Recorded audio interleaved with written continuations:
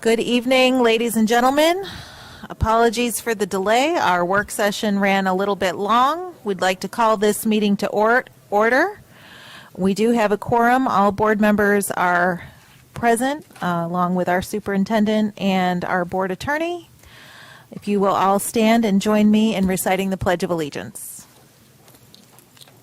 I pledge allegiance to the flag of the United States of America and to the republic for which it stands, one nation, under God, indivisible, with liberty and justice for all.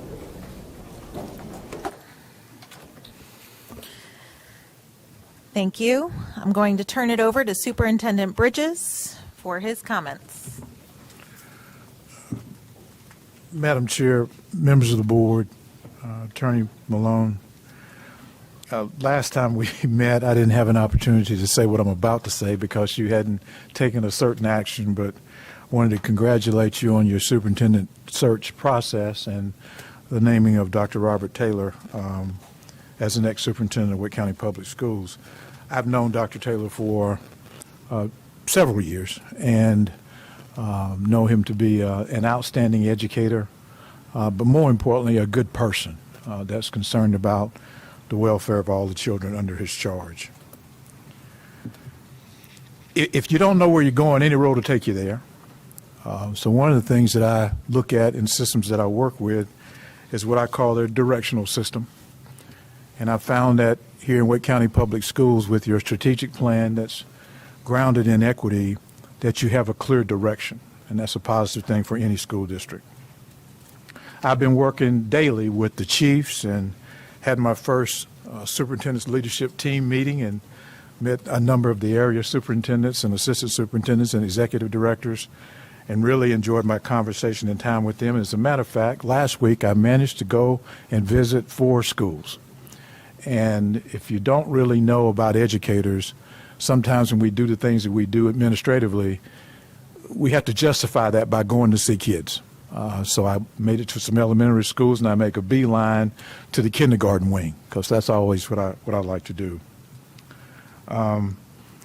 During my time in working in several school districts, I would often talk to community members, community leaders, politicians, members of the faith community, the business community, and I would ask them this question: is it important for all children to receive a quality education? In all my years of working, I've never heard somebody say no to that. It's always yes. Where the rub comes in is how we provide that quality education. And oftentimes we would have to agree to disagree with respect. I think the core business of any successful educational entity is teaching and learning. And at the core of what we do, that's really what it's about. And if we stay in that space, we'll make good decisions for children. Even when we disagree on the how to provide, if we stick with the fact that teaching and learning is our core business and what we're doing is in the best interest of all of our kids, then we'll be just fine. I believe the school systems are either moving forward or they're moving backwards. And if you're trying to hold a line, you're moving backwards. I didn't just become familiar with Wake County Public Schools in the last 30 days. I've known about Wake County Public Schools my whole professional career. And during that time, it has always been viewed as a leader in the educational arena, both at the state and the national level. And I'm convinced, with the strong support of this community, with this board, and Dr. Taylor, that those things will happen in the future. Thank you.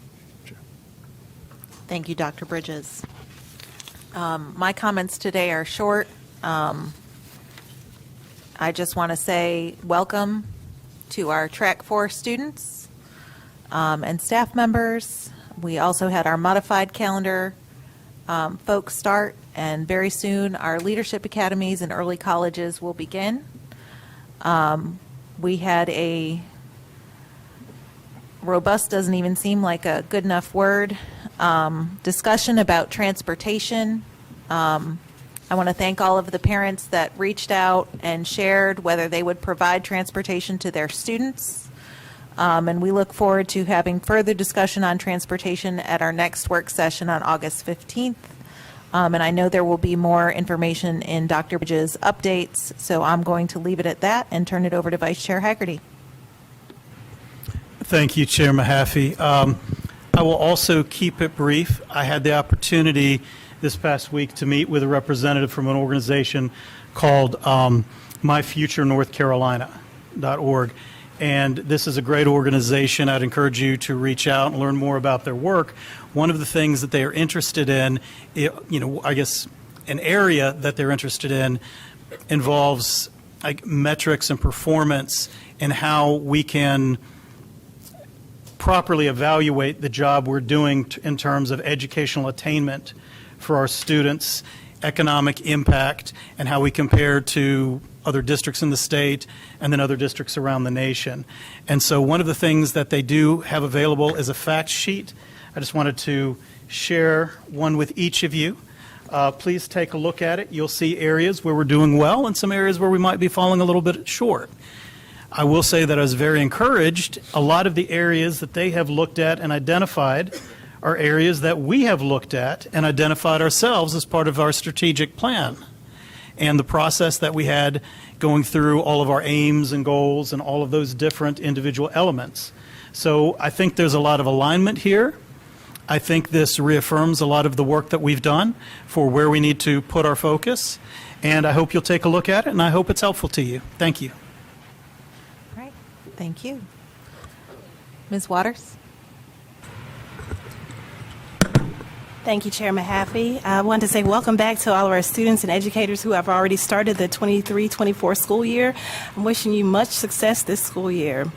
And yesterday was a really special afternoon for me. I had a chance to attend what turned out to be a nice work-family reunion. It was the retirement party for Chris Brown, a longtime Central Services employee and friend to many. It was probably 25 or so years ago that I was hired to work for her and got a chance to express my gratitude, as well as to express my gratitude to some of my other colleagues, Kevin Gilliland and Juliana Mooley. So just wonderful to see how everything has come full circle, and the investment that we make in our students, you never know how that might come back, because that was when I was a senior at high school, and so just to be able to express that gratitude means so much to me. And I know that we have so many of our educators who are doing amazing work, and I hope they don't feel unsung, because you have certainly made impacts on your students that you probably will never realize. So that was a great moment for me. And I appreciated seeing the excitement from the Hodge Road Elementary School community at their open house last week. There were so many families gathered to meet their teachers and to gather information on a variety of topics, from carpool to lunch options. They were very organized.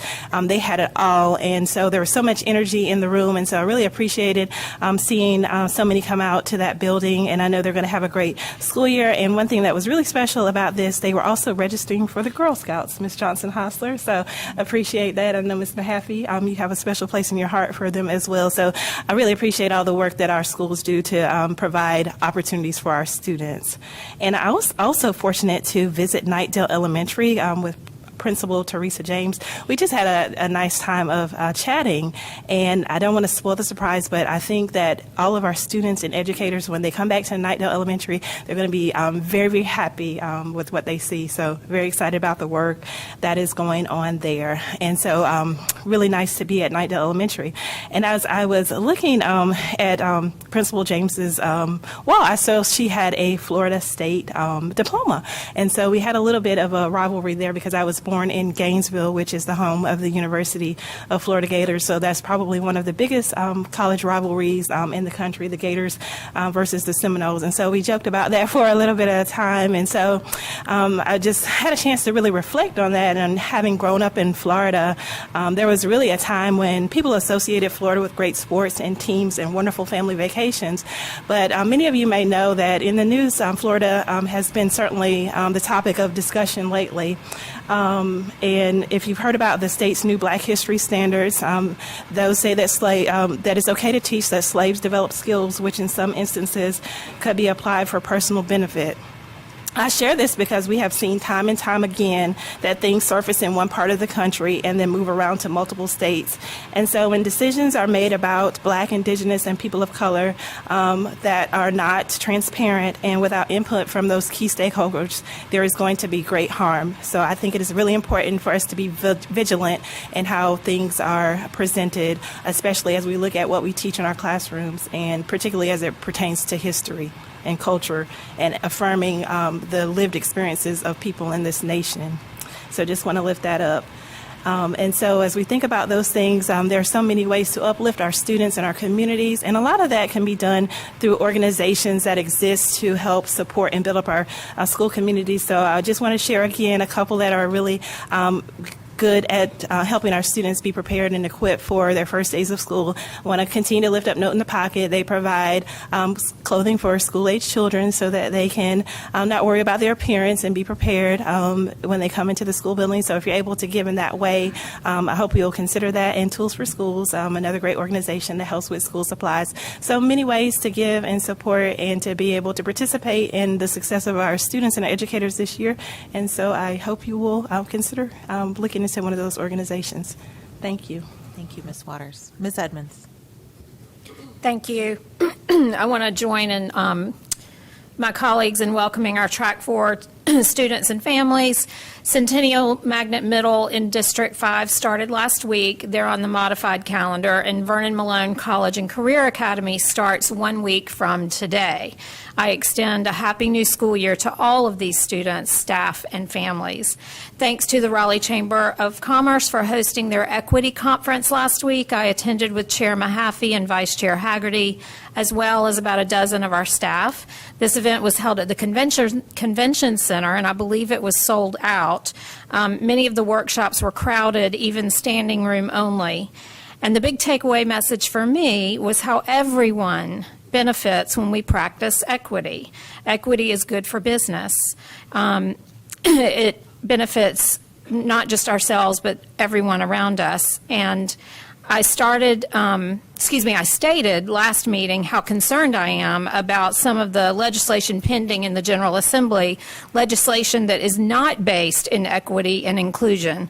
I know we are committed to equity in this district, and I hope we do all we can to continue to do what's right for students and children, as forces outside of Wake County Public Schools are working to make things less equitable. Finally, a thank you to two of my principals, Principal Sykes at Diller Drive Elementary and Principal Miller at Middle Creek Elementary. They both invited me to some of their back-to-school events. Principal Sykes on her Popsicles with the Principal Tour. I'm calling it a tour because there's at least 4 stops and 4 dates. I joined her and some of her staff last week, and I'm going to attend another one next week. I was unable to attend the events at Middle Creek Elementary, but I'm finally going to tour that school next week.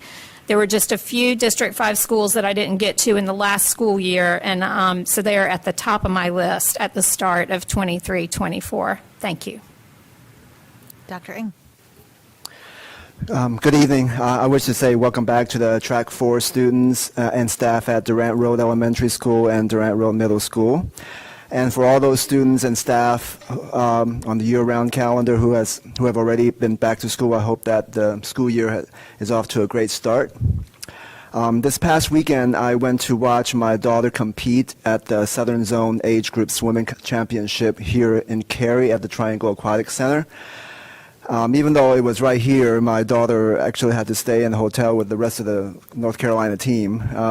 Being that it was her first time being away from home, she experienced a roller coaster of emotions, including feeling homesick, exhaustion from not getting enough sleep, nervous stomach before her event, the joys of getting into the finals, and then the tears when she didn't do as well as she had hoped.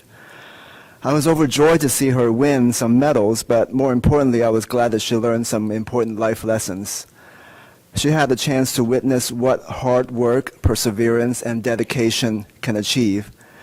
When you do everything that you can to learn and practice your skills, and then you tough it out through the hard times, it builds character, even when you don't achieve what you want. The prize is just the icing on the cake. Ultimately, it's the journey that counts. As the students in the traditional calendar school prepare to get back to school, I want to challenge every student to do their best in their classes every day, even when it's frustrating or difficult.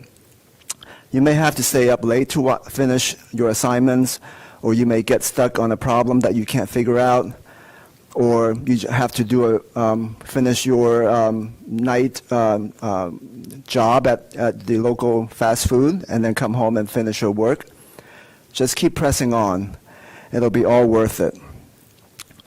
Later on, you will be hearing about the efforts by Wake Together tutoring programs, and I want to encourage everyone who has available time to volunteer their time to help out our students.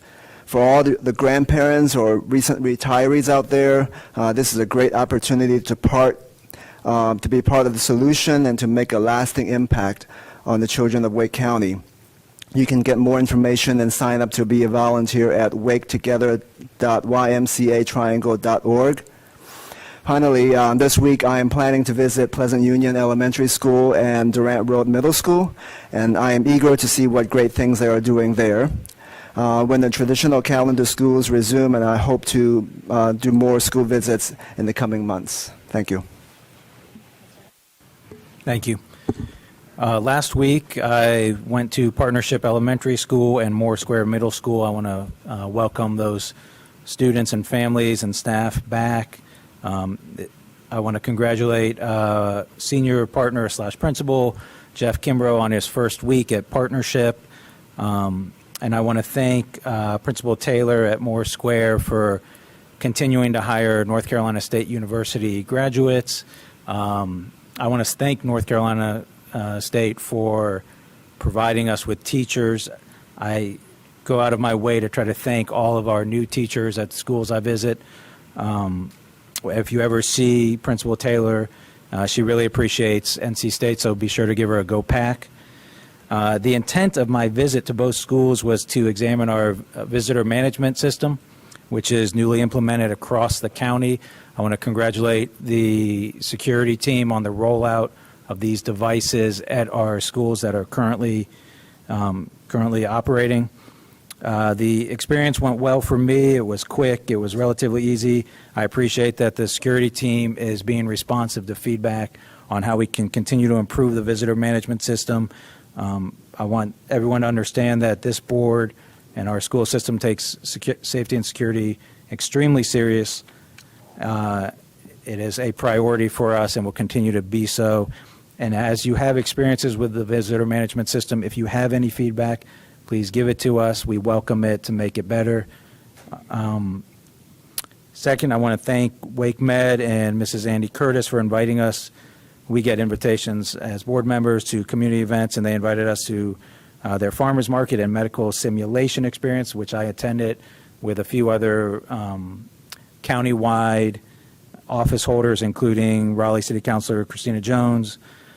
And it was a wonderful experience. They do a lot for our county, for our schools, and for our students and families. So I thank them for that.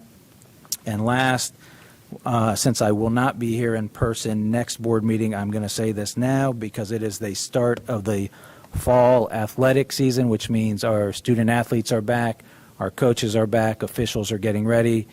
And I want to just encourage parents and family members and people who come to sporting events to remember that these are high school athletics, to think about their own sportsmanship, the words that they say, and to be encouraging. And if you would like, we can always use more coaches to volunteer, more volunteer coaches. Certainly we can use more officials at all times. So please be respectful and kind, and remember these are student athletes, not paid professionals that we might otherwise yell at on TV. Thank you. Great reminder, Mr. Hershey. Ms. Caulfield.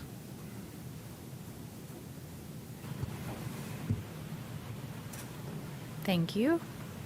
I just got a vision of like Sunday Night Football and everybody screaming and yelling. It is like that. I want to say welcome to Track 4 and wish everyone a great 2023-2024 school year. Friday, I'll be attending a UNC Health is hosting an annual Stuff the Bus school drive this Friday.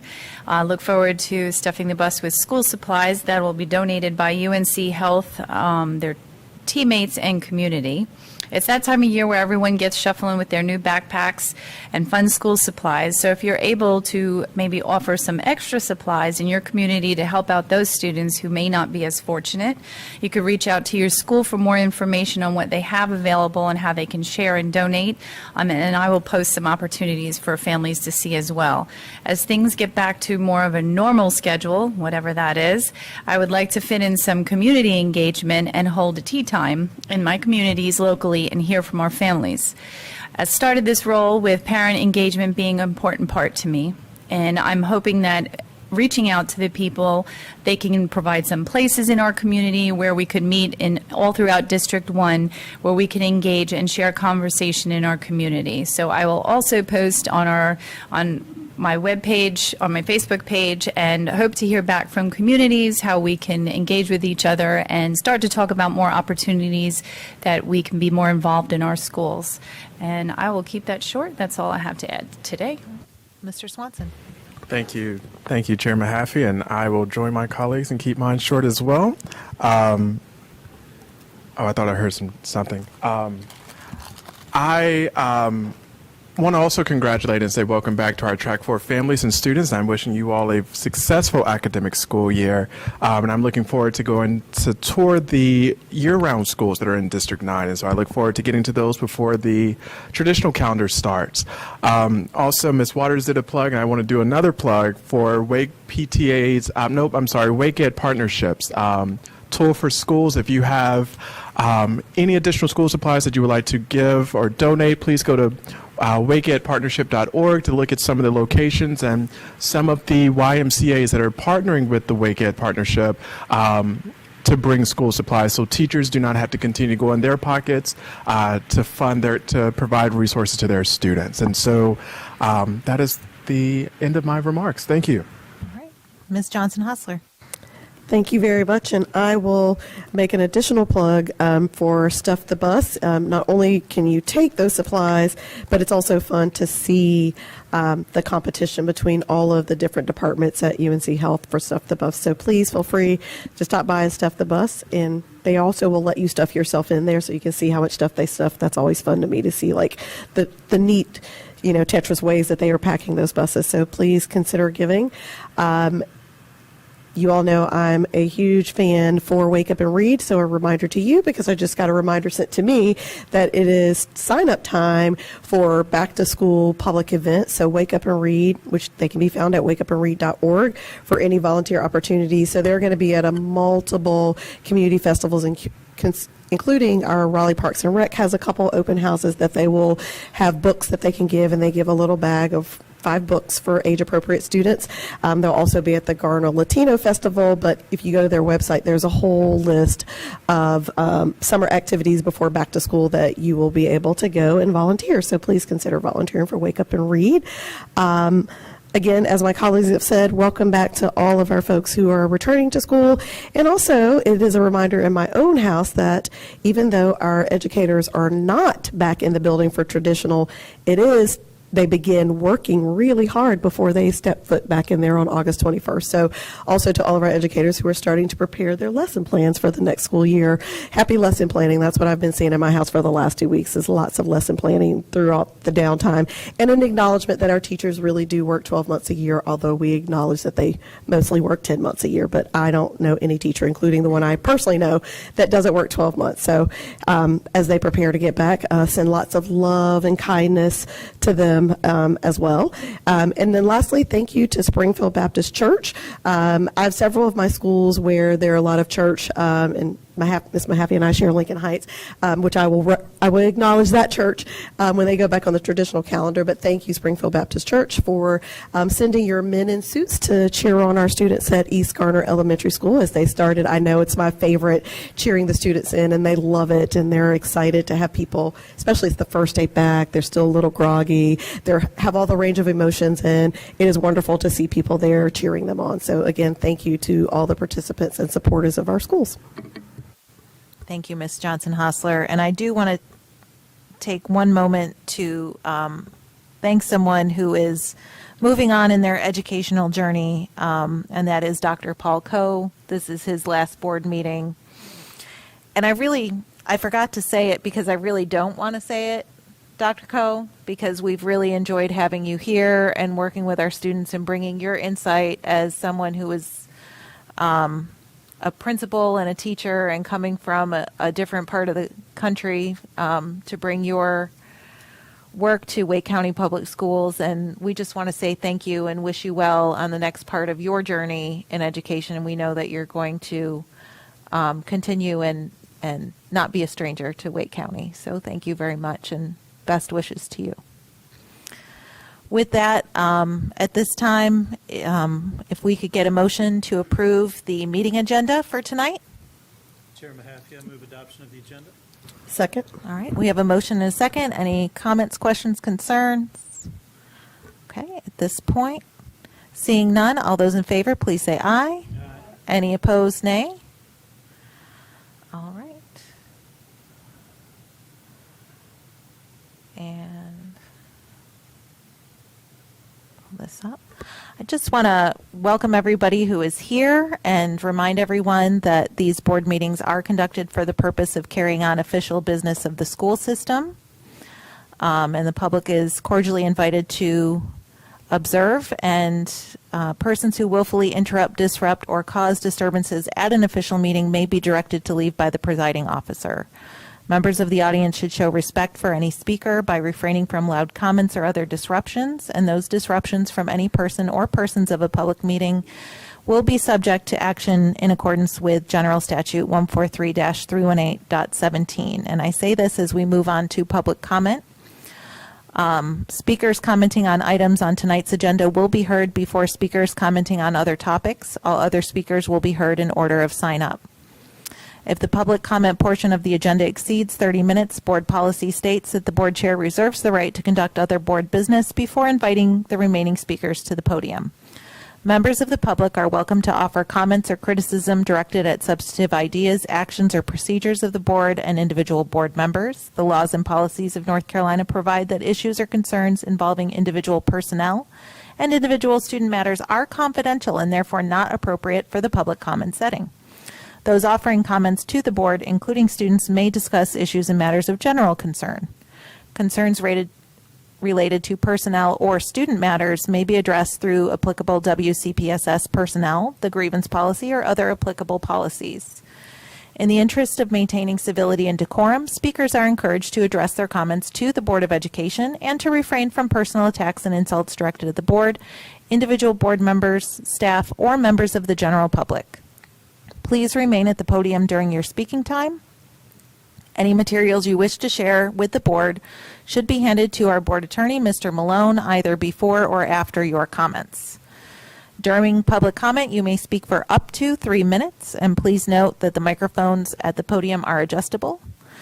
Once you begin speaking, the green light at the podium will illuminate, showing that your 3 minutes has begun. A yellow light will light up along with a brief audible tone when there are 30 seconds remaining in your time. And when your speaking time is up, you'll see a red light and hear an audible tone. When your time is up, the next speaker will be called to the podium. Speakers are asked to respect the time limit and to speak for no more than 3 minutes. You may choose to speak for less time.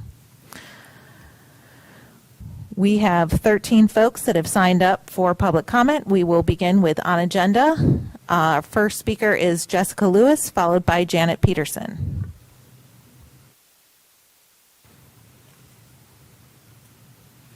All right. Ms. Peterson, followed by Colleen Miller.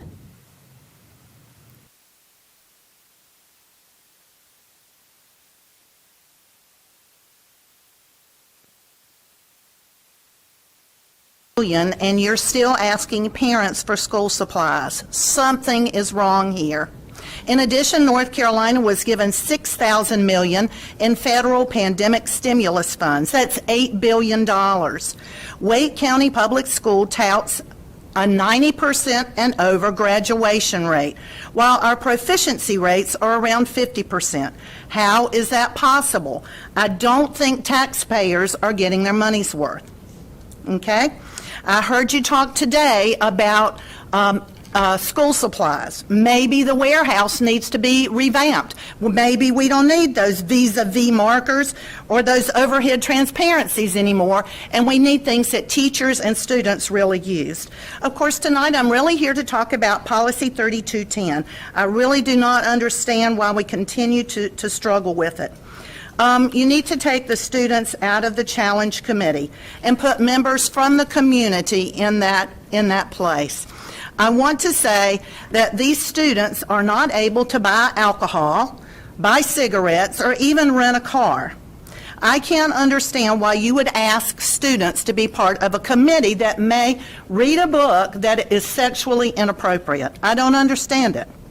You cite State Statute 115C98 in the Policy 3210 when addressing the Central Instructional Materials Committee. The statute states that a local board of education may establish a community media advisory committee to investigate and evaluate challenges from parents, teachers, and members of the public to textbooks and supplementary instructional materials on the grounds that they are educationally unsuitable, pervasively vulgar, your term you like, or inappropriate to the age, maturity, or grade level of the students. I heard Dr. Bridges say we want a strong, supportive community, and part of that would be adding more people from the public and parents on your committees. The Pavement Education Project has noticed a trend throughout our state. It is obvious that some school districts purposefully are not including books that introduce ideologies to elementary age students. It is obvious. Take a look at the site. Not to say they don't have inappropriate books in their middle and high, but mostly it's you can see that it's a deliberate trend not to include them as well. So I challenge you to do better with 3210. I also think it's very inappropriate for you to cite your personal opinion up here of legislation that's being proposed, such as Senate Bill 49 and Senate Bill 90. I think it takes a lot of nerve to state that up here. You're supposed to be representing the public and people in your district. Our next speaker is Colleen Miller, followed by Joseph Deaton.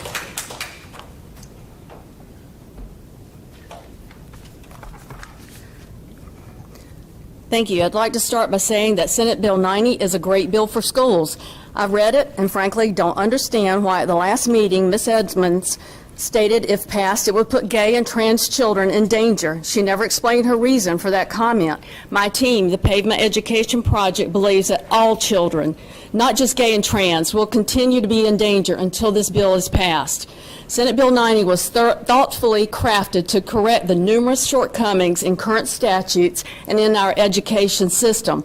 It protects the liberty of parents, not school employees, to direct their child's education and their medical and mental health care. It enhances transparency so parents have better oversight in their child's education. Those who oppose Senate Bill 90 prefer that public education is run with totalitarian authority by educators, disregarding the importance of parents in their child's education. It's arrogant of anyone to believe that educators always know what's best for a child. Your opposition to transparency and accountability causes me to wonder if you prefer running schools as a secret society, grooming students to distorted agendas. Well, the status quo is not acceptable as schools continue to fail our students. This is demonstrated by the poor literacy rates. The latest school report card for Wake County is 41% students not proficient in math, 40% not proficient in reading. There are 38 Wake County schools that are low performing. When is the school board going to start focusing on improving academics? I've attended many of your meetings, excuse me, and not once have I heard you address this topic. I hear about equity, inclusion, diversity, not academics. Academics is the primary reason for schools, and with the budget Janet just spoke of, It's reasonable to expect much higher proficiency rates. At the last school board meeting, we heard the budget for textbooks was about $36 a student. I agree, that's too low, but I understand students don't have textbooks. So how is this money spent? Is it spent on purchasing books filled with sexually explicit content, profanity, gender delusions, and violence? Spending valuable resources on garbage like these books instead of textbooks is unconscionable. You can feed garbage to pigs, but children deserve better. Irresponsible, quote-unquote, professional librarians are placing harmful books in our schools. By the way, our attention is not exclusive to books about gay and transsexuality, quite the contrary. Many of these books we've mentioned normalize deviant behaviors among minors, sexual behaviors. I'll read from one book, and you can see the word count here, the profanity count. Eugene's penis was bigger, way bigger than a teen-sized tampon. I was a flower, and I opened, I softened, ripened, and warmed. I thought like a woman rather than a girl. As he found his way inside me, I wondered fleetingly if this was what sex was like for my mother. Much more sexual content here. Librarians, excuse me, who place books like this in our schools have little to no respect for young readers. Thank you. Our next speaker is Joseph Deaton, followed by John Balog.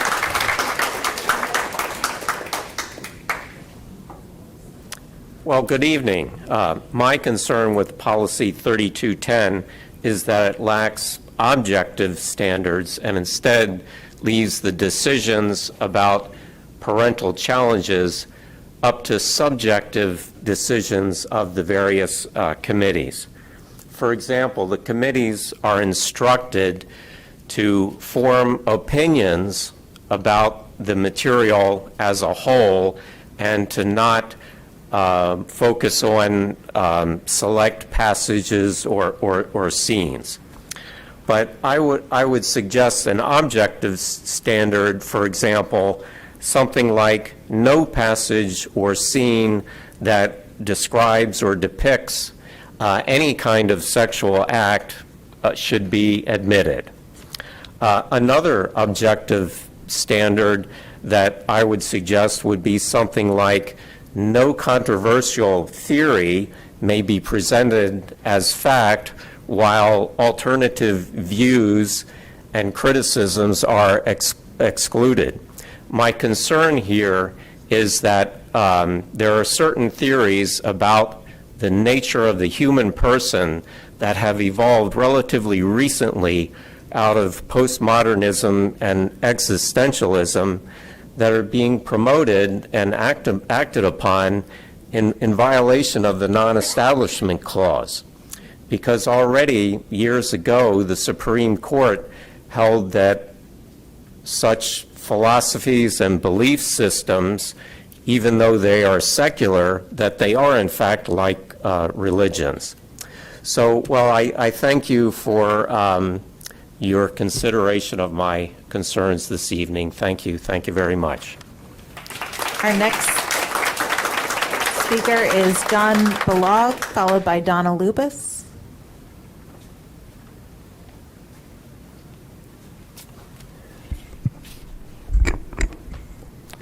Thank you, board members, for your time. My property tax for 23 sends 47% to Wake County schools. Some speakers you've heard don't pay taxes yet. I do. I also vote and am becoming a very involved campaigner. I oppose 3210 to limit my speech against the library trans books. My question to you, has the board read any of the studies following transitioning or detransitioning? A detransitioned teen is suing Kaiser Permanente Hospital. Doctors removed her breast during her transgender procedure. Layla Jane is an 18-year-old woman who began to identify as transgender, a male, at 11. Doctors performed a double mastectomy when she was 13. Jane wrote on Twitter, "Mind-boggling to me that a doctor signed off on a double mastectomy for me before I took a sex ed course. I barely started the 8th grade. I was 13. 19-year-old Chloe Cole is detransitioning from gender reassignment that began when she was 12. Ms. Cole said she had firsthand experience about decision children may grow to regret. Gender reassignment caused me lifelong, irreversible harm. She said she doesn't know if she will ever have a child, but she knows she cannot breastfeed. She said that when her parents were questioned about the diagnosis, they were asked if they would rather have a dead daughter or a live son. We hear that quite a bit at the podium. A Canadian transsexual, 35 years old, has requested that the socialized healthcare system provide an assisted suicide lethal injection in order to end long-term suffering and pain. Lois Cardinal has expressed immense regret over a 2009 surgery to create an imitation vagina out of an inverted penis, saying that the euthanasia would be preferable to the constant pain. This month, University of Florida and Brooks Rehab released a study which claimed that 81% of the people who have had sex-change genital surgery over the past 5 years have experienced long-standing pain following the surgery. About 1/3 are incontinent. Said one doctor, "We still have a lot to do." In other words, we'll still experiment until we get it right. Precia Mosley, 25, filed a lawsuit in Gaston County, North Carolina, this Monday, against the medical team who prescribed her testosterone while she was a minor and surgically removed her breasts when she was 18. The surgeon, counselor, and other providers are being sued. How long will it be before a school board, legislatures, counselors, librarians, those who guide these innocent children are sued? Better a millstone around your neck than to hurt one of these. Next, will the school nurse hand out fentanyl? I'm imploring the school system not to support mutilation and medical treatment for the rest of these children by sowing seeds from the books you supply. Thank you for your time. Our next speaker is Donna Lubis, followed by Julie Page. That's tough to follow. My name is Donna Lubis. I'm a retired school teacher. I started teaching in the mid-'70s. I've taught in Connecticut, Puerto Rico, Fairfax County, Virginia, and 30 years here in Wake County Public Schools. The public needs to hear from teachers, and most teachers are afraid to speak up. As an AIG teacher in Wake County, we had monthly meetings. At those meetings, run by Wake County Public School, one time, a speaker spoke to us about the effects on the brain of children who were exposed to too much screen time. The brain scans she showed us were frightening. Every student in Wake County Public Schools is given their own Chromebook, which they use most of the school day, taking tests, watching videos, and now using a lot of CMAP. What has happened to pencil and paper? A new policy was implemented this school year. Wake County has directed principals that the only curriculum and activities teachers can use must be approved through them. Only CMAP can be used as a resource. Is this coming from this board? What are you afraid of? Are you afraid of good teaching? Any good teacher that I know, including myself, will tell you CMAP is awful. CMAP will eventually be loaded with your ideologies and agendas. We need to let the public see CMAP. With no discipline support and this kind of curriculum control, some teachers who can't afford to retire are moving to other less controlling counties. I'm told the curriculum is even different in these counties. Wake County Public School is taking the professionalism out of teaching and creating classrooms that do not need teachers. Differentiated instruction is gone. There is an office of the North Carolina Office of Learning and Recovery. Just what the teachers don't need, more support personnel telling them what to do. Wake County Public Schools has cubicle after cubicle of highly paid staff not helping students. Put all these people in classrooms. That might put a dent in the teacher shortage. No, they would never leave their cubicles to work in classrooms. We don't need more testing and data analysis, but more reading, writing, and arithmetic. But that's difficult to do when there are disruptive students in classrooms. And don't think there are, just go in and visit classrooms, K to 12. There are no consequences for bad behavior. The newly hired superintendent is creating a 100-day plan. If it doesn't simply address retaining good teachers, discipline, and allowing teachers to choose how best to teach their students, it's doomed to failure. My late husband was also a public school educator, and we always voiced support for public schools. Now I tell parents to run from them and their agendas. My 4 grandchildren are out of public schools. China is not America's greatest enemy. It's our government-run public schools. Our next speaker is Julie Page, followed by Chad Stahl.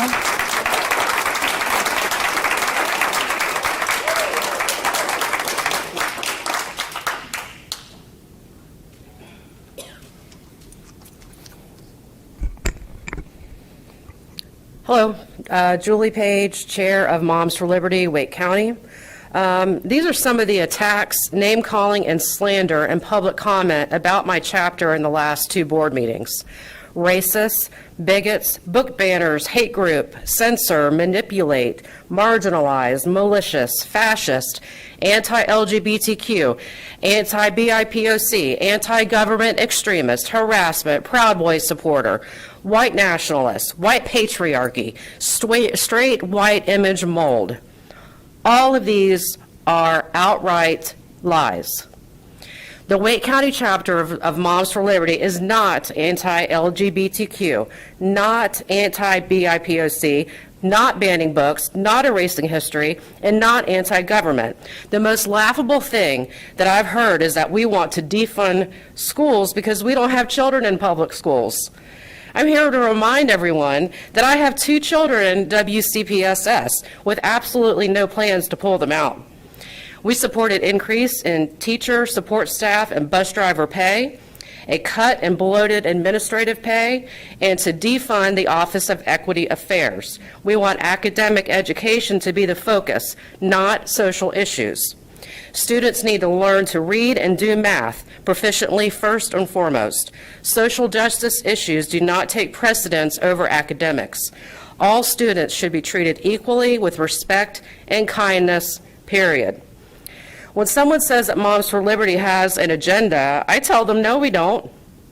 Our agenda is no agenda. We don't want any agenda pushed on any student. We simply want the kids to learn and become successful adults. Teach academics while at school, keep gender and political ideologies out. That is called common sense, not extremist. As to Policy 3210 and book challenges, I've said this before, revise, redact, restrict, or remove. I've heard parents, seemingly the opposite side, say that they want age-appropriate, diverse, and historically accurate books in school libraries. They also say that parents should have a say in what books their child has access to. I could not agree with them more. We want the same thing. Shocking, right? What is the district's plan to restrict access to content and themes that a parent doesn't want their child exposed to? Why isn't this addressed in any of the new instructional materials policies?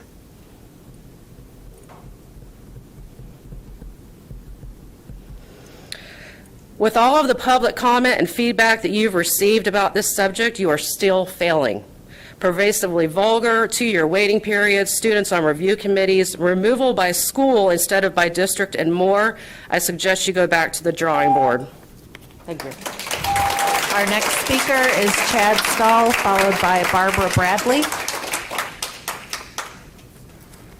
Hello. It's been a little while. Good evening, everybody. I've never really had the desire to come and talk about 3210 because I think I lean more so on the side of whatever parents need to help their children get through life. They need that access. And then my son and I walked into a comic book store. He's kind of getting into comics now. Big fan of Miles Morales, Spider-Man. Don't know if you know the character or not, but Miles is Puerto Rican. My son is half Puerto Rican. I actually see the desire of him like, oh my God, this is my guy, because we have some common denominator that I don't have everywhere I go. So I see that, and I can absolutely admit there's a lot of value there and a lot of importance there.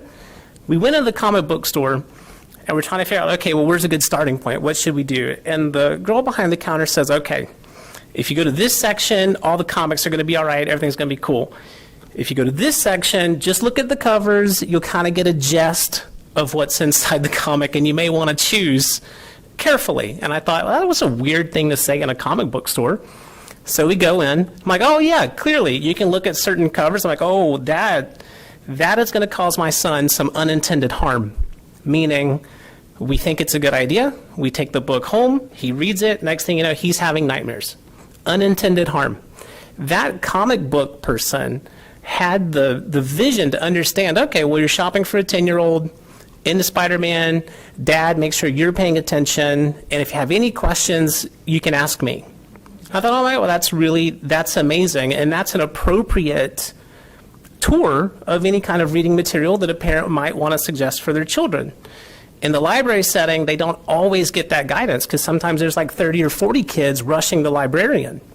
So it's not always available to them, and I think a lot of the books that are questioned, the covers also don't really give you any kind of clue of what's inside the book. Even the cover of Gender Queer, it's like a cute cover where there's an individual staring into a pond, and you think to yourself, oh my gosh, my child is going through something internally. Maybe this is good. So the parent thinks, okay, this is no problem. And then you open it, it'd be like my son getting to page 7 of Miles Morales, and all of a sudden, there he is, engaged in some sexual activity with Spider-Girl. There's nothing to give anybody any clue that that's what's hiding inside the book. On some of the language here, I'm kind of not sure, because it has language, like on the defense thing, it says that books will be reviewed as a whole. And then when you look at Miller versus California, it says almost the exact same thing when discussing obscenity, right? A work will be found to be obscene if taken as a whole. So it makes me think that you guys, for legal purposes, change the vocabulary not to include words like obscene or pornographic, because you know the precedent is already there, so you chose words that there is no precedent for, and I think that's risky. Thank you. Our next speaker is Barbara Bradley, followed by Mark Peterson. Barbara Bradley, followed by Mark Peterson. Hi. This is my first time speaking. I'm a grandmother with little grandkids about to enter the Wake County public school system. I also have been dismayed and bewildered by the denigration of Senate Bill 90. I've read it. It seems to me that it helps keep parents informed about what their children are being taught. A lot of it is dedicated to that, and I don't understand what could be wrong with that. It includes giving parents detailed outlines of courses at the beginning of the semester. Ooh, how horrible. The right to request assignment to another school. You can request an assignment. What would be wrong with that? Require parents to be informed if a child is self-identifying as a gender different from his biological sex. Well, why should that be a secret from parents? Who would not want to let parents know that a child is struggling with that? The right to opt out of courses on human development and reproduction. Well, you can argue that one, but I can see that one going both ways too. It makes it plain, this is a doozy. It makes it plain, this bill, that a parent calling her son a boy or calling her daughter a girl is not child abuse. Well, I thought we knew that, but apparently not. As others have said, schools should be teaching reading, math, and science, and not the latest self-destructive, social, emotional fad that sets kids up for a lifetime of pain and misery. I think this bill actually would go a long way to restoring some trust between the educational system and parents. And we need that trust for the school system to survive. Parents have to be able to trust the educators. Be people we can trust.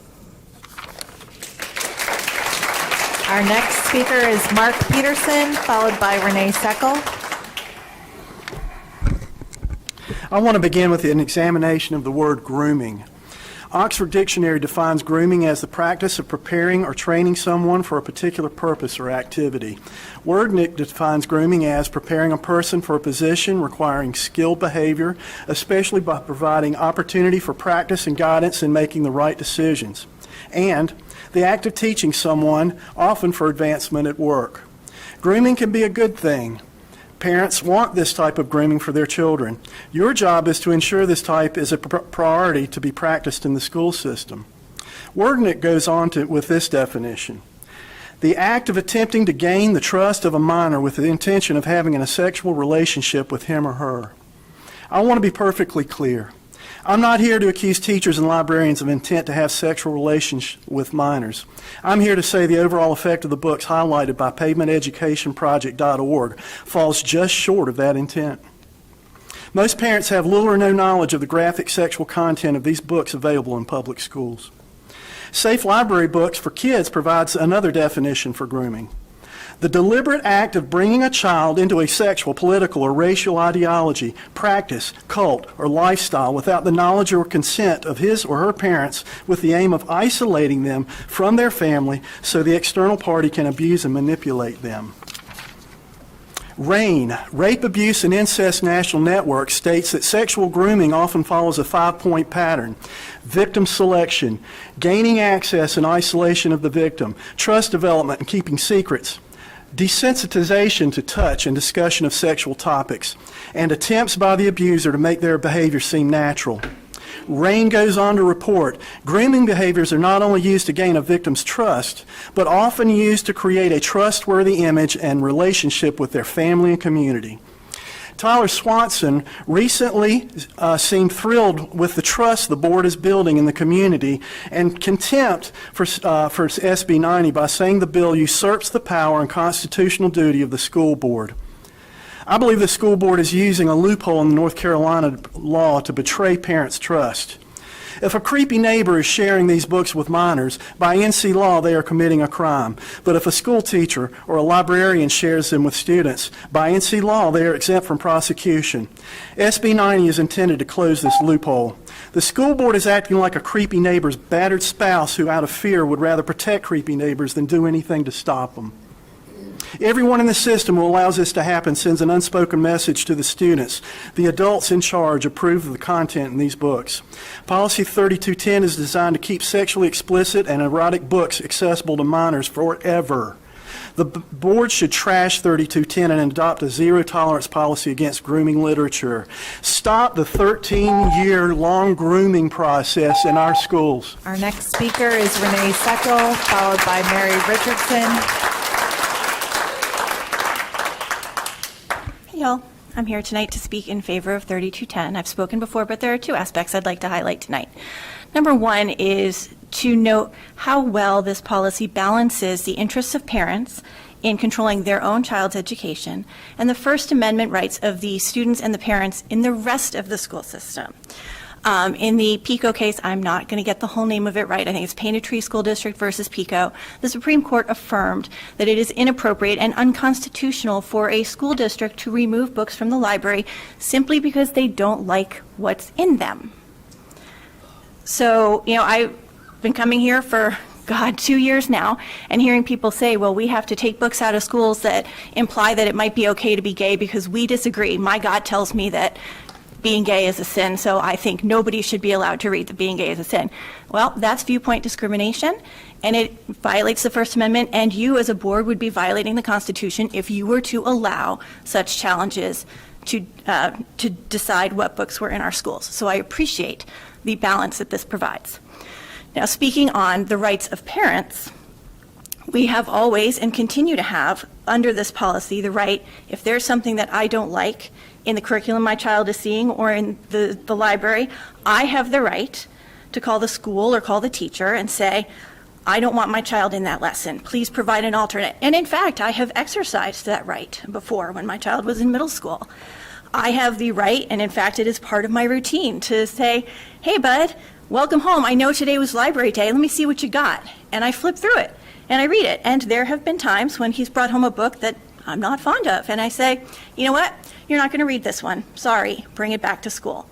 And you know what? They do, because I'm their parent and I set the rules. That's my job as a parent. And it's my right as a parent to be involved in what my individual child reads or has access to. We have books in my home. I have a bookshelf in the hallway where my kids' rooms are. And there are books on that shelf that my children are not allowed to read. They're on the shelf, but my children know that it is not their right to pick up those books and read them, and because they respect me and the rules of our home, they don't. All of that is parenting. All of that is me exercising my right as a parent, and none of that requires you as a board to parent for me. None of that requires you as a board to ensure that my child never sees, touches, has access to, or even knows exists books that I don't want them to read.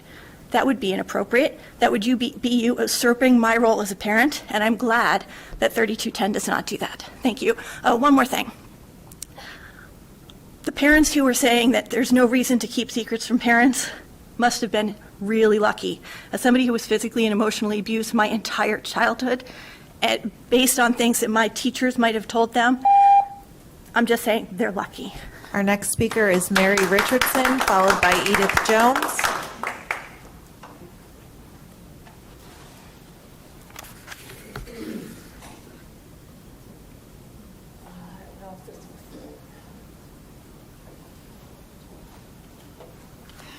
Good evening, Board. I spent some time this week looking up past test results, and I was pretty shocked at what I found. As you can see, when I put it out where I can visually see it year by year connected on a graph, it's pathetic.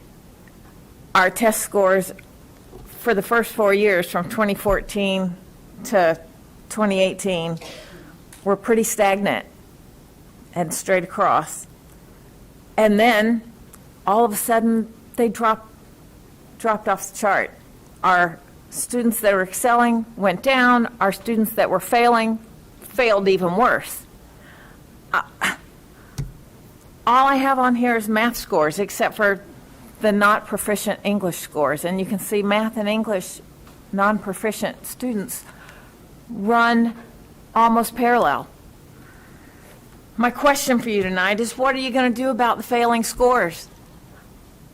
I could suggest a good phonics curriculum to teach them to read, because if they can read, they can figure out a lot of other things. Maybe find a better math curriculum, because the one you're currently using is leaving half of our students failing.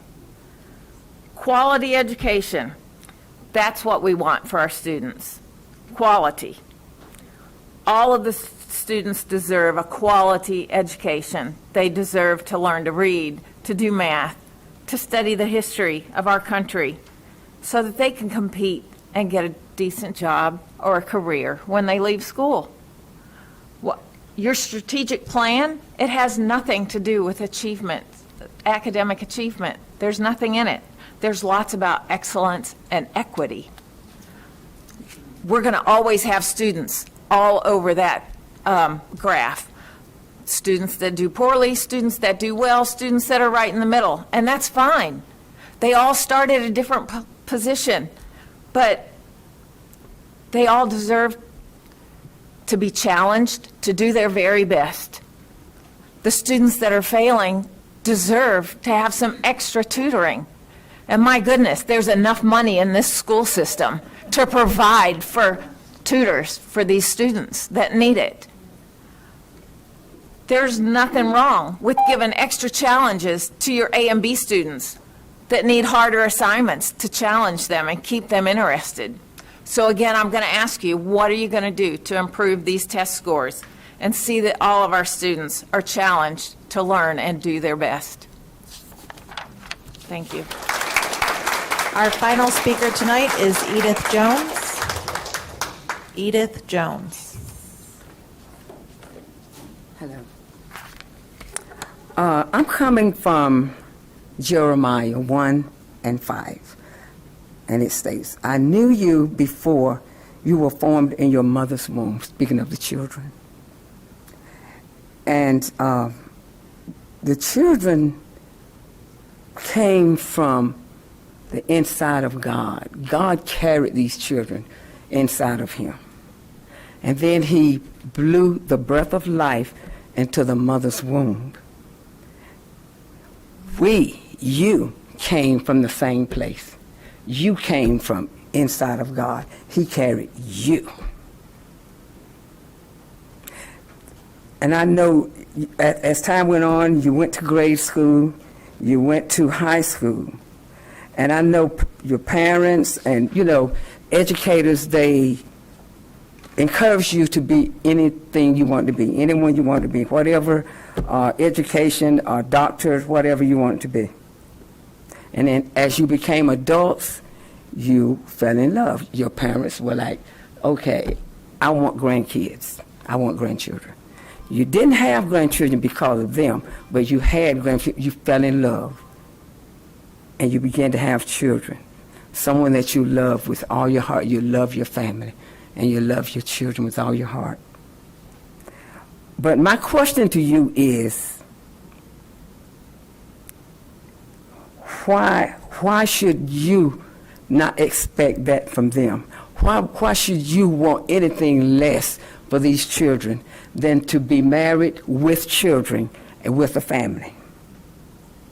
Because the crap and the things that you're teaching here, same-sex marriage, and you're telling these children, telling the girls you can be a boy, telling the boys you can be a girl, doesn't produce a family. It does not produce children.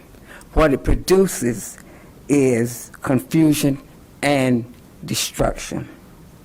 But my challenge is to the educators to educate your children, to educate the kids, to teach them reading, writing, and arithmetic and the Constitution. And I challenge the parents. Let not a day go by that you don't tell your children who God created them to be. God created them to be, He created the man to be a man of God, and He created a woman to be a woman of God. And I also say to the parents to come to the school libraries and find out what your children are reading. And I also challenge the parents to talk to your kids. Ask your kids questions. Ask them what the teachers are talking to them about. All right, this concludes public comment. We are now going to move on to our one information item, which is our superintendent updates. Superintendent Bridges. Madam Chair, members of the board, Attorney Malone, the board held a work session prior to this meeting, and the only topic on the agenda was transportation. And we have, well, I want to say that I'm thankful to the individuals in transportation, operations, human resources, all the departments who have come together to try to address this crisis. And it is a crisis in terms of not having enough bus drivers to safely transport our children to school. We have approximately 90,000 students who ride our buses each day. Let me go back. A big thank you to the bus drivers for their commitment to our children in this community. We lost approximately 50 to 52 drivers from last school year, but for the 560 who committed to come back and be in this process with us and educating our kids, we're very grateful to them. We have 560 bus drivers, and we have 577 routes, which means we're 17 routes short of a bus driver for those routes. Will impact approximately 2,000 children. We presented a tentative plan to the board today, basically for their input. They gave us a lot of that, as they should. Offer some suggestions that we will go back and try to churn those out, and know that we consider as a number one responsibility, as I said earlier, teaching and learning, and we can't teach and learn if their kids aren't in school. So we're asking any of our employees or members of the community who have CDLs, if you're willing to help us out in this arena, we certainly would appreciate it. We're not asking you to drive for the whole school year. We think that our process will net some drivers as we move along. But for right now, with school starting for our traditional calendar students on August the 28th, we are in need of bus drivers. Them students arriving at school safely and on time is our most important focus. And right now, the 560 who committed to be with us are driving 1, 2, and 3 routes in order to help address some of the routes that don't have an assigned driver. We go to what we call a Tier 4, which means they'd be running 4 routes. And the backdrop of that is that kids get to school late. So as we continue this process of looking at all options and trying to recruit additional bus drivers, just wanted to make the parents and the audience aware that the board spent a good deal of time this afternoon discussing a presentation from our transportation department.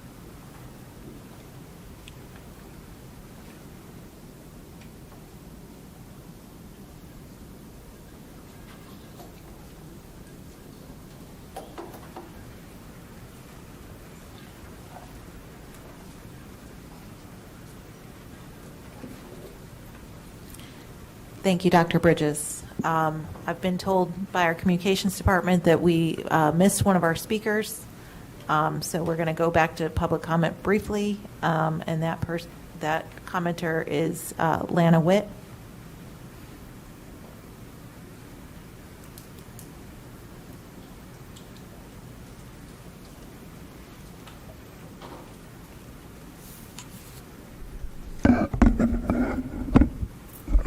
Thank you, Elise, for correcting that. I appreciate it. My name is Lana Witt, resident of Wake County and taxpayer, prior educator. Been here many times and appreciate all of you and the work and time you put in. Instead of focusing kindergarten through high school students' attention, curriculum, and instruction time on normalizing politically correct and age-inappropriate sexual identity content, please begin to focus as much evaluation time on successful math and reading outcomes, as well as long-term life skills. The test scores are in. How many of our Wake County Public School students can do basic math? How many are reading at grade level? How many will be ready for university, trade school, or forming and then guiding a family upon graduation?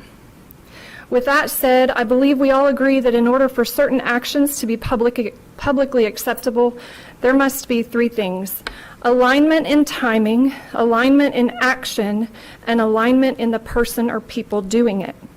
If it's the right timing, the right person, but the wrong action, that makes the entire environment wrong. If it's the right timing, the right action, with the wrong person, it means the choice is wrong. If it's the right action, the right person, but at the wrong time, it's wrong. A neighbor showing a drawing of genitals to my 9 or 11-year-old, wrong. Why? That's the wrong person to be doing that. Another example, a preschool or kindergarten teacher welcoming students to line up by their gender that they want to be today. Why is it wrong? A teacher introducing the idea that a 4, 5, or 6-year-old can choose to be either a boy or a girl is wrong. Why? Because if guardians or parents do not agree with the timing and that activity of interest in this lesson about gender and the option to ultimately change their gender, it's wrong. It seems Policy 3210 overcomplicates the decision-making process for what literature is appropriate at what time and with what age of students. I encourage all of us, especially new legal counsel, Mr. Rod Malone from Tharrington Smith, carefully review the following statutes: 14-190-13, 14-190-14, 14-190-15, 14-190-16, 14-190-17, 14-190-17A. Why? Because it talks about distributing material that contains a visual representation of a minor engaged in any type of sexual activity. If those books are in the schools, it's wrong. Okay. This concludes public comment. Apologies for the oversight. At this point, we move on to our consent items. Is there a motion to approve the items on the consent agenda? Chair Mahaffey, I Yep. move adoption of the consent agenda. All right. Second. All right. We have a motion and a second. Any questions, comments? Ms. Caulfield. One of the purchase orders that's on there is for the National Training Network. I'm not sure who would actually answer it, but it says that they have, there's 15 contracted for the middle schools and 15 for the high schools. It says to be determined. Do we know how they determine who gets that? Is that the item that's on Action, National Training Network Math Coaching Contract? That is under consent. Can you say the item number just so we can find it? Hold on, I backed off of it. Ms. Caulfield, you might need to refresh. I think it was on consent, but it is now on action. Okay. But I'll you'd have, refresh. but Yeah. if you opened your screen early, it might still be on the old. I did. Okay. Yeah, this was on action on Friday when the agenda was Okay. published, but Okay. it was not, okay. Oh, apologies. All right, that is on action, Ms. Caulfield. Okay. Yeah. And so just to clarify, so we'll be Yeah. able to have discussion and ask questions at that point? Yes. Okay. Okay, so it's down at the bottom. Oh. All right. Yeah. All right. All right. All right. Seeing nothing further, all those in favor of approving the consent items, please say aye. Aye. Any opposed, nay? All right. All right. We now move on to our action items. The first one coming out of our Facilities Committee, and this is a resolution on our continuous CIP appropriation. We've asked Mr. Strickland to come speak on this because it does involve money that voters approved during the last bond cycle. Mr. Strickland. Thank you, Chair Mahaffey, board members, Superintendent Bridges. Tonight for your consideration is a resolution involving the continuous CIP appropriation approved by voters last fall for our CIP program bond efforts. Although it's lengthy, I think it's appropriate to read the resolution, the main points here. This resolution requests an appropriation totaling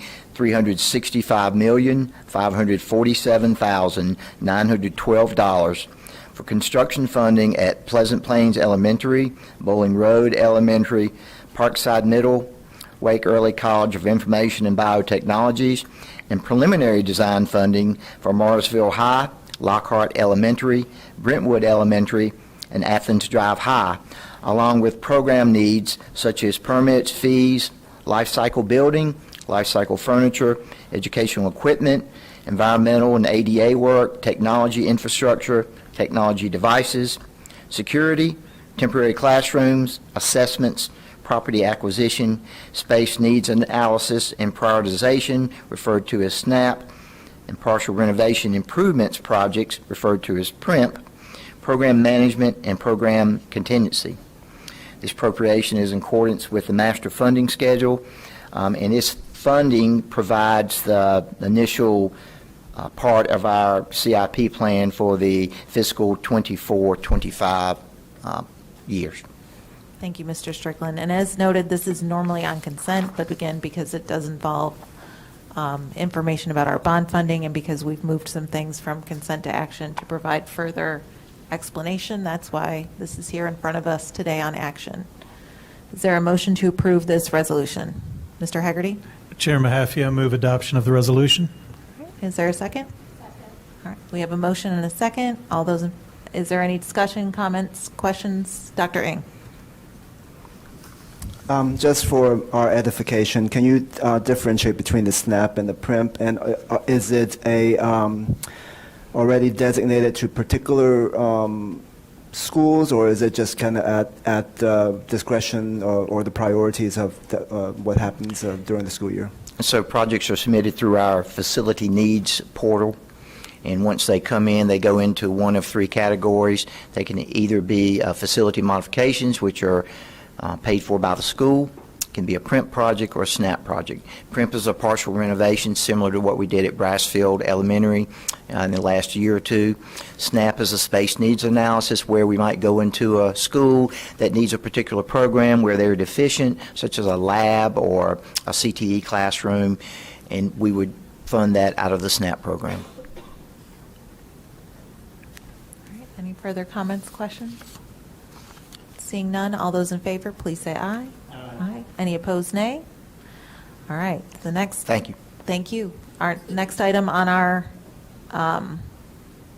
agenda comes out of academic advancement, and that is the aforementioned Wake Together High Impact Tutoring. We have Mr. Drew Cook, Assistant Superintendent of Academics. Mr. Cook? Good evening, Chair Mahaffey, Vice Chair Haggerty, Superintendent Bridges, and board members. As I think all of you are well aware by now, and as Mr. Ng referenced earlier, Wake Together is a district model for high-impact tutoring that's been developed and implemented beginning in the 22-23 school year in close collaboration with the YMCA and several other community-based partners and organizations. More specifically, Wake Together is a collaboration of community partners, families, and schools with the aim to strategically improve academic outcomes for students by aligning resources, building partnerships, providing evidence-based learning opportunities, and also measuring and evaluating impact on an ongoing basis. The Wake Together initiative utilizes evidence-based instructional practices and fluency curriculum to strengthen and enhance student learning outcomes. This high-impact program provides professional learning, materials, and coaching support for staff in our schools. Additionally, that same professional learning, the materials, the coaching support is also provided, importantly, to community volunteers to ensure that all tutors are effectively trained and also adequately prepared to support students in the classroom. During the 22-23 school year, Wake Together utilized the HELPS curriculum for fluency to support literacy for students in 27 of our elementary schools.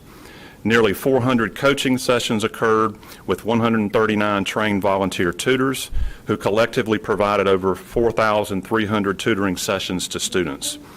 Professional learning, materials and coaching support, volunteer management, and strategic planning will be implemented again in the 23-24 school year to provide tutors to approximately 30 additional elementary schools beyond the original 27 that we began with last year. In addition to the YMCA and our existing community partners, the Wake County Public School System is also now working with the Wake Ed Partnership to further expand the Wake Together initiative by providing more opportunities for schools and more trained tutors in 23-24, and our plan is beyond 23-24. As part of our continued implementation and expansion, we are working with the Wake County Public School System Data Research and Accountability Office to engage in an ongoing evaluation of the model, training, materials, and overall impact on student outcomes. In closing, it is important to note that this work does align seamlessly, in our view, with the district's new strategic plan, and specifically with aim number 8, which references expanding access to high-quality instructional programming and enrichment activities to provide a point of connection for every student, and also aim number 12, to build strong relationships among staff, families, and community organizations in order to share resources and promote well-being. We look forward to sharing more updates with you on Wake Together and other Wake County Public School System tutoring and academic enrichment opportunities at a future work session or Student Achievement Committee meeting this school year. In the meantime, staff is requesting tonight board approval of the local fund balance appropriation to continue and expand the Wake Together tutoring initiative as outlined. And at this time, happy to answer any questions or provide additional information the board may have. Thank you, Mr. Cook. Is there first a motion and a second to approve the fund balance appropriation? Second. All right. Thank you, Mr. Swanson and Ms. Johnson-Hostler. Questions for Mr. Cook? Ms. Edmonds? So, Mr. Cook, what's the majority of the $485,000? Is it staff time? Do we have a dedicated staff person that works on Wake Together, or is it multiple people? Can you talk through that a little bit? And then I heard materials, obviously, but if you could just walk us through what that 485 is. Yes, ma'am. Thank you. Great question, important question. So first of all, there were and have been some initial startup costs probably on the front end of this in 22-23 that we may not necessarily have to account for this coming school year. But we have contracted at the district level to provide additional support in managing this. I think initially, going back more than a year ago, it still is existing staff members that have other full-time jobs that are helping to manage this. We have spent some money at the district level to help manage the work at each of those schools. The majority of the money is being spent on training of the volunteers and the staff members that are engaging in the high leverage tutoring program. So the most significant costs are associated with that training. And we anticipate that, the majority of the costs for the 23-24 school year would be going directly to the training of hopefully many, many more volunteer tutors and staff members that can help expand the effort. Ms. Waters and then Dr. Ng. Just a comment, this is a wonderful example of collaboration between partners and members of the community, so I'm very glad to see that this will be expanded to additional schools, so thank you for your work. Yes, ma'am. Thank you. Yes, thank you. You know how I feel about this project. Certainly, I wonder in the future, whether there could be a model of like training the trainers, so that you can kind of continue to perpetuate the training without as much of the cost involved. But certainly, this is great that this can be available for the community. I wish we don't need it, but here we are, right? So my question is, are there any kind of metrics that you are going to be able to present to us in the future about kind of the success of this project?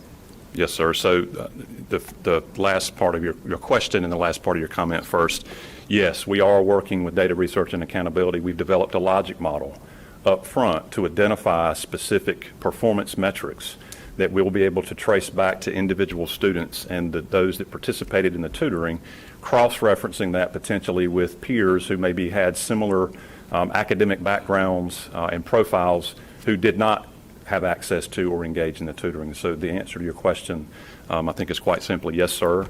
And I would anticipate in the coming year that we'll be sharing with you additional specifics on those outcomes, which if it aligns with what we've seen nationally, we expect there to be some significant and positive impact on student performance in literacy at those early grade levels. And the other thing I want to make this point clear as well regarding the funding. As we move into this next phase of implementation, and I think we've shared with the previous board and certainly for the volition of this board, our intent is for this to be a permanent, sustainable structure within the Wake County Public School System. And so during the 23-24 school year, it's also our intent to work vigorously with our community partners to identify external funding sources to assist the school district's investment or to enhance the school district's investment in this long term. So I wanted to make mention of that as well since you brought up the funding model. Vice Chair Hagerty.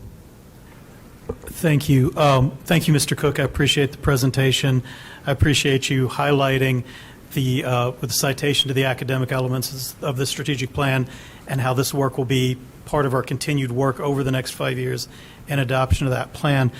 I want to echo Dr. Ng's comments about the interest in seeing more presentation on the impact of the program, how it's doing, if we're able to track the early program participants through later grades. And then a question that I had was, I know early when we rolled out the program, because we were inventing it for the first time, there's always going to be challenges. One of the challenges early was a bottleneck, and that we had a lot of people that were very interested in participating in the program, but we only had the capacity to train so many tutors at a given time. I know with these funds we're looking to expand capacity. Are there things that we will do different?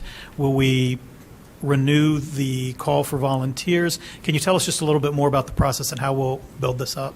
Yes, sir. And I think you yourself experienced that bottleneck firsthand, as did others. And so I think there were some upfront logistics that, given the volume initially, that we simply, quite frankly, didn't have the staffing to be able to manage it as effectively as we'd like to.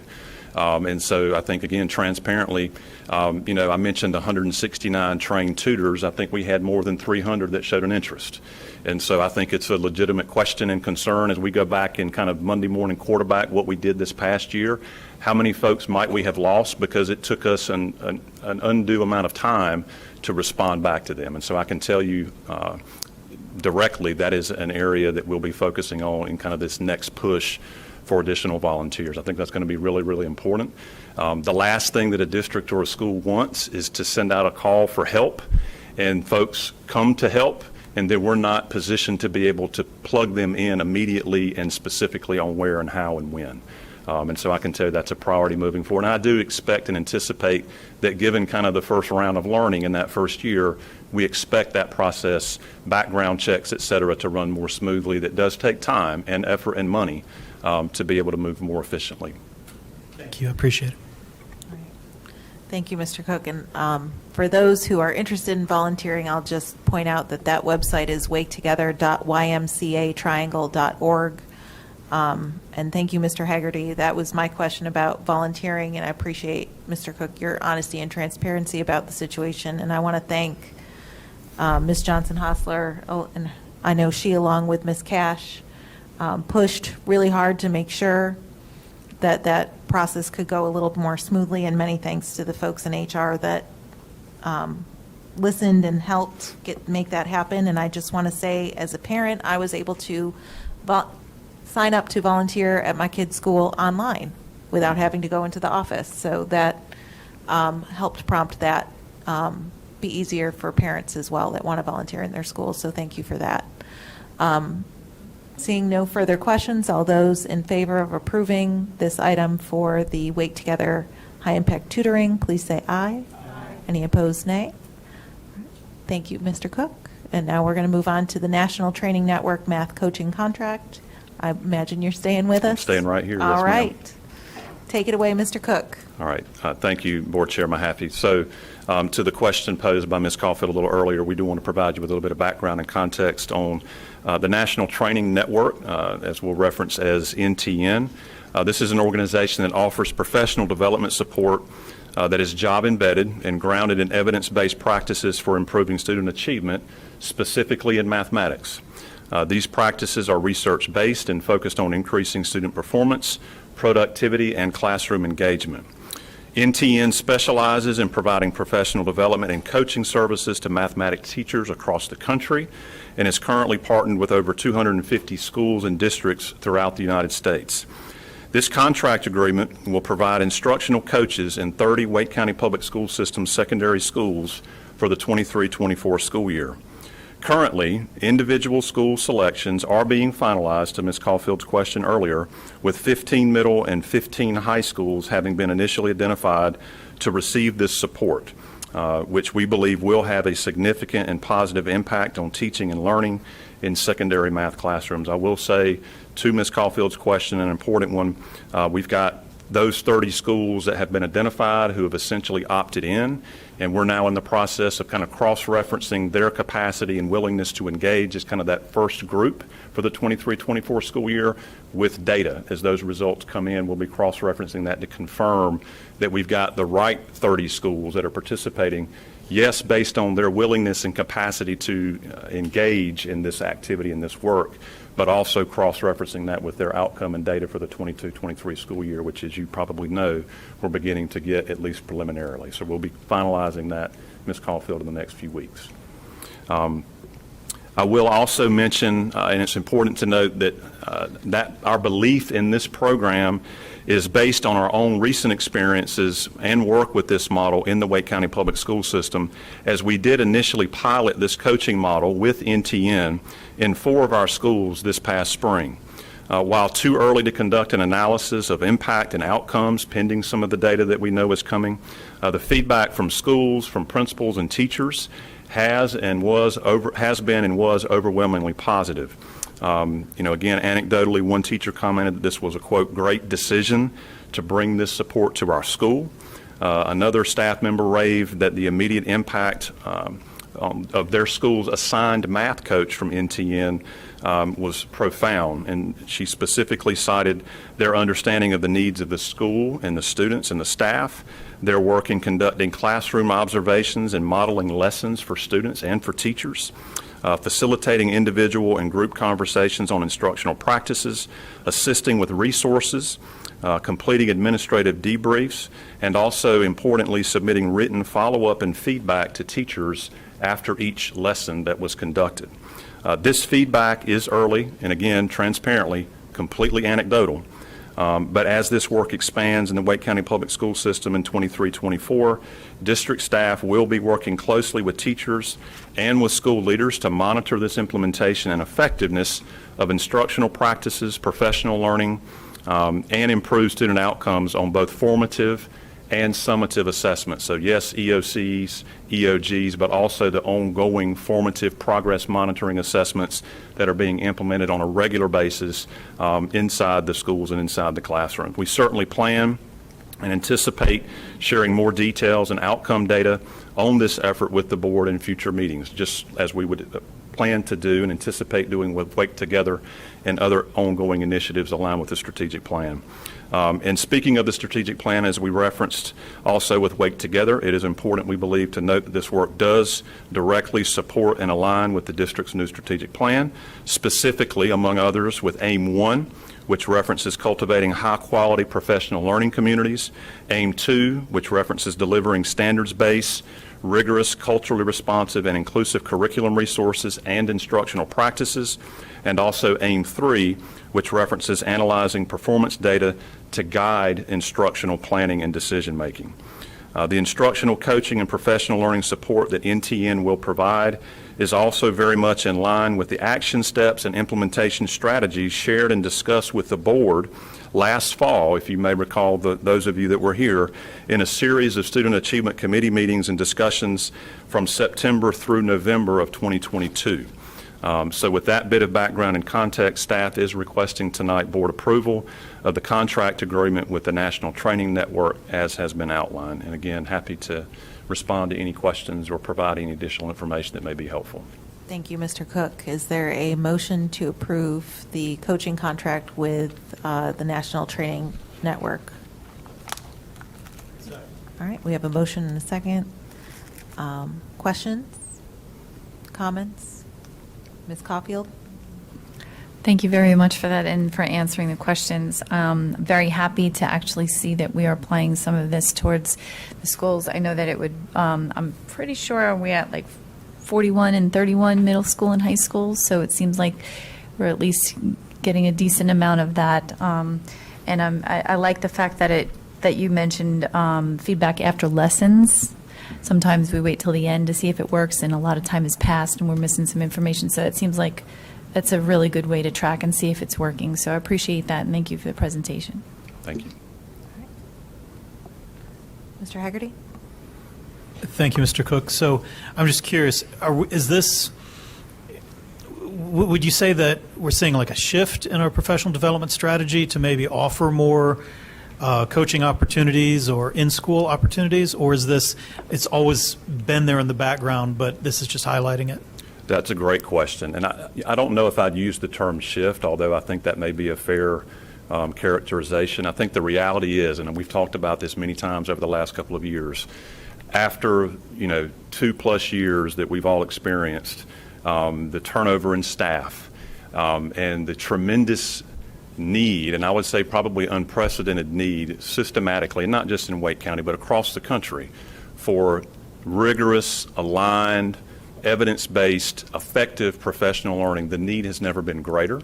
And so I think part of this reflects maybe a shift in working to find contracted partners with an organization like NTN that by all accounts have some extremely effective models and have been very successful in the districts and schools they've worked in to essentially help expand our district's capacity to provide the training that our teachers need and deserve, which, as you know, then if it's done well and done right, immediately translates into positive learning outcomes for kids. And I didn't reference it specifically, but we even heard kind of secondhand anyway, teachers referencing in the 4 schools that did this in the spring, students giving feedback about the teachers from NTN and the coaches that were coming in, providing direct support to the students, in addition to providing that coaching, real-time embedded coaching with our teachers in the classroom. So I think it's probably fair to say it's a shift.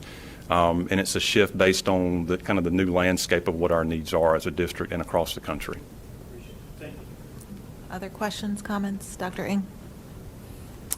Thank you so much. I really applaud this project, and one thing that I thought about was I guess because it's still kind of a growing program. And you're having 15 middle schools and 15 high schools, but I'm thinking if you were to actually have unlimited amount of money, right? I mean, that's a dangerous premise, Dr. Ng.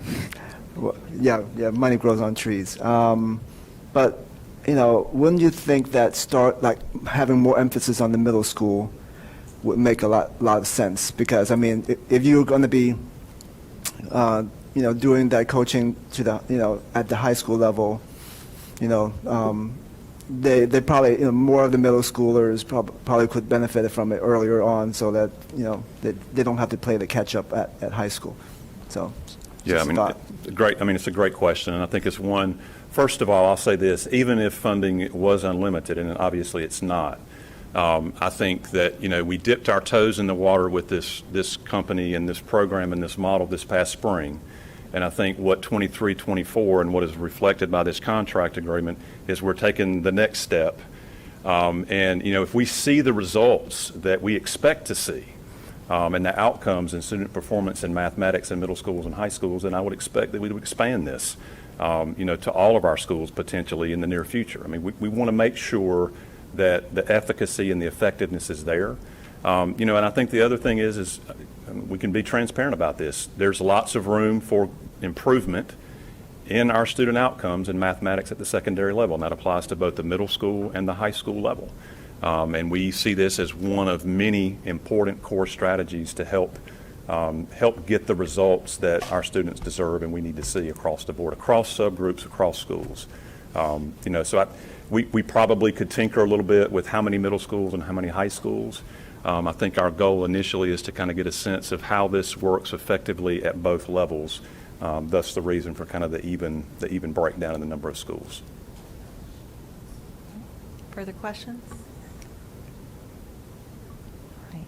And I appreciate, Mr. Cook, the looking at the data to make sure that just because your school didn't opt in, maybe they need a nudge from the district that this is a good idea. I know we have math coaches at the elementary level. Do we have math coaches in the secondary level, or are those usually the department heads? Yeah, typically it's our department chairs at the high school level. We've got some literacy coaches in some of our high schools, but systemically we don't have embedded math coaches with that specific role being their 100% priority. And so we see this as an additional kind of line of human resource support and capacity building that will just enhance the outcomes and the learning both for our teachers and our students, which ultimately is our goal. Thank you. Appreciate that. Any further? All right. At this time, all those in favor of approving this item on our agenda for the National Training Network Math Coaching Contract, please say aye. Any opposed, nay? Thank you, Mr. Cook. Thank you. At this time, we move to item 10 which is our closed session items. Is there a motion to move into closed session for the item stated under item 10, closed session? Second. Thank you. We have a motion and a second to go into closed session. All those in favor, please say aye. Any opposed, nay. We are now in closed session. Thank you.